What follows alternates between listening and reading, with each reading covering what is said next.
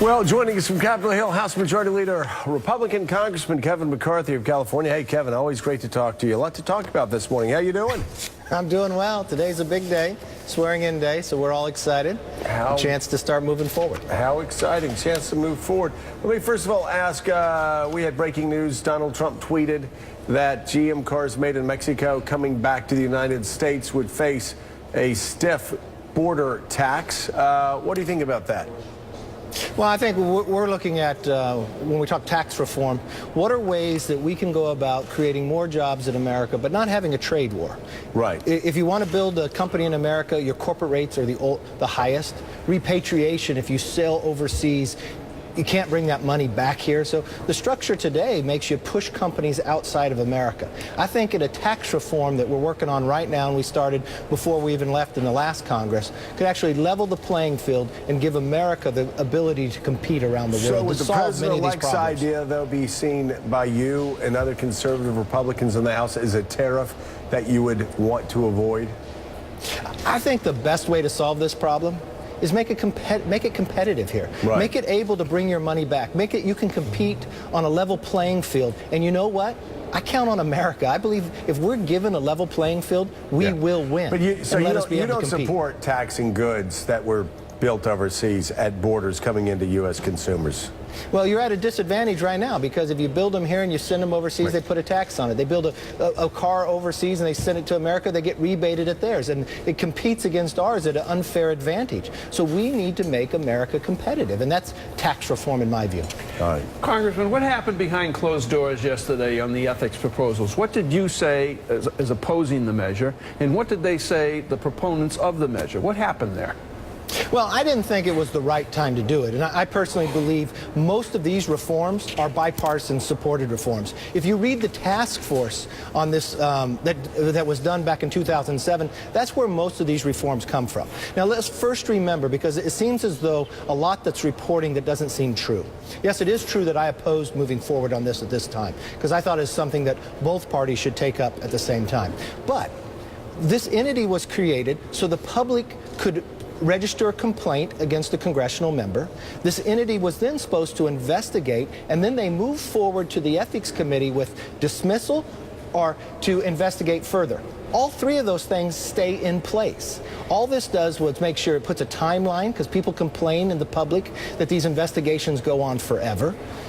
So when you really sit down and read the reforms, it's not what all the headlines are saying, and that's the problem with doing it in the manner of what's going forward today. So what happens today, and how are you going to vote today?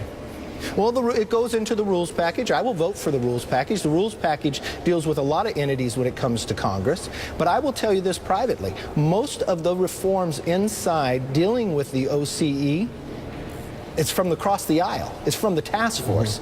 So I don't want to put politics with it. That's why I thought this wasn't the best time to go forward with it. But the reforms do not change the entity. The public still registers a complaint. They still do the work with the ethics review, and it still goes forward to ethics whether they should dismiss it or review it. Same thing before as today. This is Gene Robinson. Yes. The reforms rule out anonymous complaints. They prohibit the Office of Congressional Ethics, or whatever it's now going to be called, to have a spokesman to say anything publicly. Look, to the public, this looks like the first act of the new Congress is to turn out the lights so we can do whatever we want to do in the darkness. That's what it looks like. So is that the reason why this is not the best time to do it, and why are you going to now support it? Well, the one thing I would say, one thing we firmly believe in America is due process. And if someone registers a complaint against you, just put their name. Public could put anything they want across in there, and they're going to be investigated. I also think, just as we go through our legal process in America, people have a right to defend themselves if they're being accused of something. And let them go through and have the investigation instead of tried in the papers and in the media beforehand. And if something is there, they will be found guilty and move forward. This keeps the same goal that we had, that the public has an entity to go to. The name change actually helps the public know where to go to. It actually speeds the process up if there's something there on a timeline when to get it done. That's the reason why at the end of the day I'll still support it. I just think it would have been done in a different manner. You would have a bipartisan support with this, because it's not taking the office away. It's making reforms to it that a task force, a bipartisan task force, one of the entity persons on it sat with Steny Hoyer's former chief of staff. Right. So it's bipartisan. All right, Elise.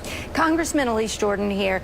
I just would like to hear your take on repealing Obamacare and what replacement option you support and how quickly, realistically, it can be repealed. Well, in the repeal process, we can do that pretty soon. If you watch, we'll start taking up the budget first in the Senate for 2017. The repeal process would probably go through the mechanism of a reconciliation ability to be able to do it. That takes fewer votes inside the Senate. And then that gives you the time frame to actually put a health care system together that works. Look, if we did nothing, you've got 1,022 counties in America today that only have one choice, one option when it comes to health care and one plan. You got 18 of the 23 co-ops who have collapsed. You've got premiums that have risen more than $4,300. So if you do nothing, this is collapsing upon itself in health care. So now you have a time, and this is why I took it upon myself last year to send a letter to every governor and every insurance commissioner. Tell us your ideas. This should be a process where everybody can be a part of it and give us their very best ideas will for you have healthcare. something in place like Donald Trump is saying he needs to agree with this? When you repeal Obamacare, will there be something to replace it immediately? I think what you'll see is if you repeal it, and those decisions are made yet, you'll either have a transition period when the replace comes in, or you can have an element of it already replaced with more coming forward. I think you have to have enough time where people can bring all the ideas in. Look, one of the biggest problems with Obamacare, it was one-party rule, one-party idea all the way through. I think everybody should have their ideas at the table, and we should find a system that actually works, that empowers the American person to have a relationship with their doctor and lower the cost. All right, Congressman Kevin McCarthy, thank you so much for being with us. Congratulations on getting sworn in yet again today and having the largest majority, I guess, Republicans have had since 1928. Good luck with that. And that Thanks does so it much. for us this